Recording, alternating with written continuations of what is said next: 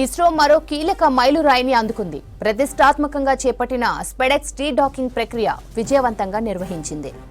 ఉపగ్రహాలను స్పేస్లోనే అనుసంధానించే మిషన్లో భాగంగా గతేడాది డిసెంబర్ 30న చేజర్ టార్గెట్ జంట ఉపగ్రహాలను కక్షలోకి పంపించింది ఇస్రో.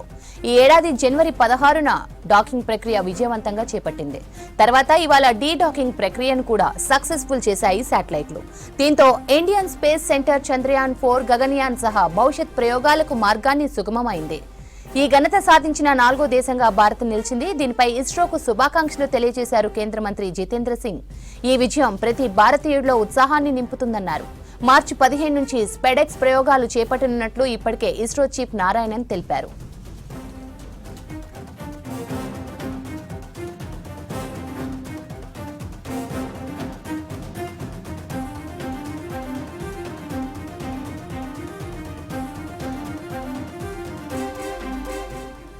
ఇస్రో మరో కీలక మైలురాయిని అందుకుంది. ప్రతిష్టాత్మకంగా చేపట్టిన స్పెడెక్స్ డీడాకింగ్ ప్రక్రియ విజయవంతంగా నిర్వహించింది.